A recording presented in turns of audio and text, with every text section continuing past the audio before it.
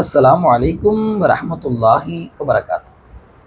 இன்னைக்கு பார்த்தோன்னு சொன்னால் நம்முடைய வீடுகளில் குழந்தைங்க ஒரு விஷயத்தை கேட்டு அடம் பிடிப்பாங்க. எனக்கு வேணும். உடனே பெற்றவங்களும் இவன் அடம் பிடிக்கிறானே அப்படின்னு சொல்லிட்டு நம்ம என்ன பண்ணுவோம், வாங்கி கொடுத்துருவோம். ஆனால் இதனுடைய பின்னணி எவ்வளோ ஆபத்தானது அப்படின்றத நம்ம உணர்றது கிடையாது. என்ன ஆச்சு?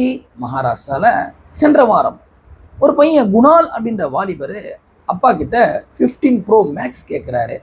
அவங்க மிடில் கிளாஸ் ஃபேமிலி. அப்பா என்னால் அதை வாங்கி தர முடியாதுப்பா அப்படின்னு அவங்க அப்பா சொல்ல, ஒரு பக்கத்தில் இருக்கக்கூடிய ஒரு பெரிய மலை மேலே ஏறிக்கிட்டாரு. நீங்கள் எனக்கு வாங்கி தர மாட்டேங்கிறேன், நான் இதுல குதிச்சிருவேன் அப்படின்னு சொல்லிட்டு அப்பாக்கார் கெஞ்சுறாரு, அம்மா கெஞ்சுறாங்க, வேண்டாம் வேண்டாம்னு சொல்லிட்டு. கடைசியில் என்ன நடந்துச்சு? அந்த பையன் அதுலேருந்து சாயை பார்த்து அவங்களுடைய அப்பா வேக வேகமாக அவனை போய் பிடிக்க பார்த்தாரு. 2 பேருமே மேலேருந்து கீழே விழுந்து மூத்தா போயிடுறாங்க.